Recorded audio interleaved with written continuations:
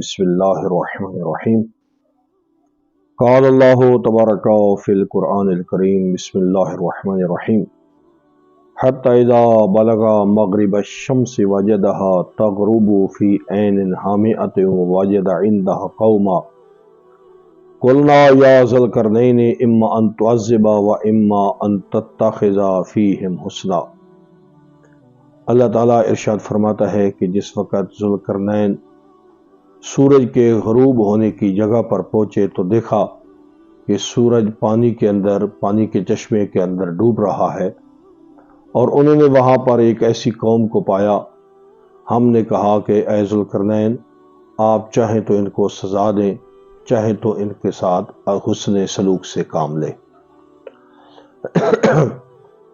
یہ وہی ذوالقرنین جن کے بارے میں زیادہ اقوال یہی ہے کہ یہ نبی تو نہ تھے، لیکن یہ ایک عبد صالح تھے، اور بعض علماء نے ان کے نبی ہونے کی خبر دی ہے کہ یہ نبی تھے۔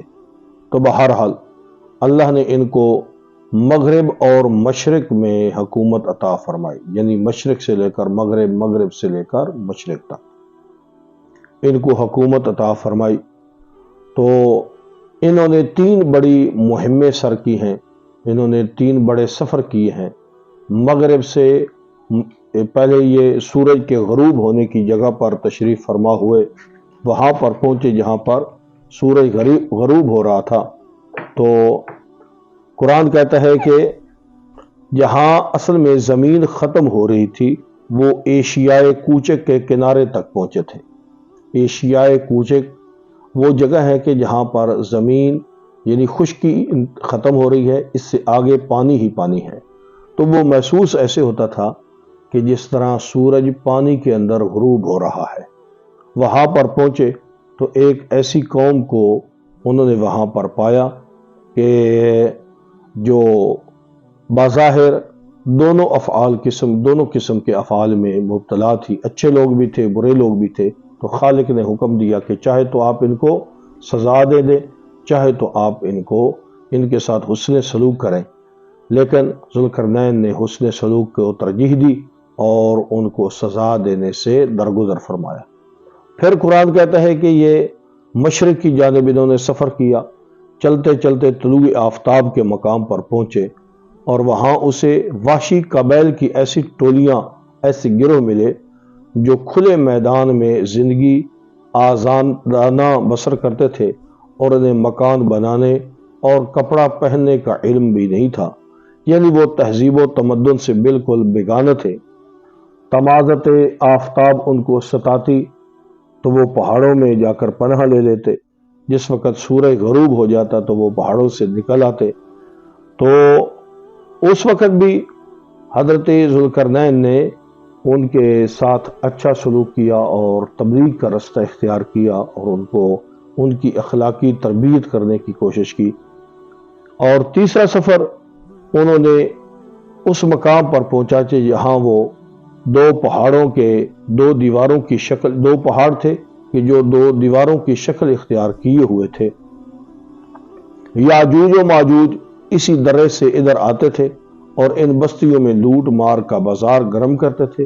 وہاں کے باشندوں نے جو ذوالقرنین کی بات سمجھتے نہیں تھے، بظاہر اشاروں سے استدعا اور اپنی مدعا بیان کیا کہ یاجوج و ماجوج بڑے مفسد فی الارض ہیں، وہ لوٹ مار کرتے ہیں اور نیک لوگوں کو قتل کرتے ہیں، مال و اسباب لوٹ کر لے جاتے ہیں، لہذا ہم خرچ کا انتظام کرتے ہیں، آپ یہاں ایک ایسی دیوار کھڑی کر دیں کہ جس کو پھلانگ کر یاجوج و ماجوج ادھر ہمارے بستیوں کو اجاڑنے کے لیے نہ آ سکے۔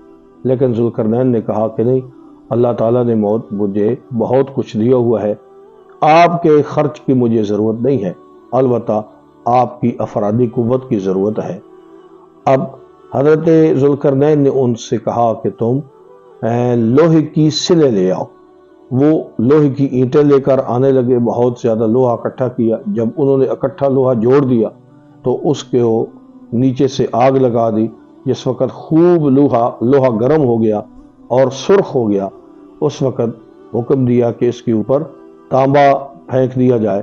جب تانبا ان کے اوپر پھینک دیا گیا تو وہ لوہے اور تانبے کی مضبوط اتنی دیوار بنی کہ جس کو نقب لگانا یاجوج و ماجوج کے لیے بھی ممکن نہ تھا، اور ان کا بالکل رستہ بند ہو گیا۔ وہ دیوار 50 میل لمبی، 29 فٹ بلند اور 10 فٹ چوڑی تھی، جس کے آثار اب بھی دنیا میں موجود ہیں، جو حضرت ذوالقرنین نے دیوار بنائی تھی۔ لیکن عام طور پر تصور یہ کیا جاتا ہے کہ جو دیوار چین ہے یہ وہی دیوار ہے جس کو ذوالقرنین نے بنایا تھا، حالانکہ یہ وہ دیوار نہیں ہے۔ جو دیوار چین اور ہے جس کو عام اینٹوں اور گارے سے بنایا گیا ہے، یہ اور چیز ہے، جبکہ جو ذوالقرنین نے دیوار بنائی تھی وہ لوہے اور تانبے سے بنی ہوئی دیوار تھی، جس کو یاجوج و ماجوج کراس نہیں کر سکتے تھے، اور وہاں پر جو رہنے والی قومیں تھی وہ یاجوج و ماجوج کے ظلم و ستم سے محفوظ ہو گئے۔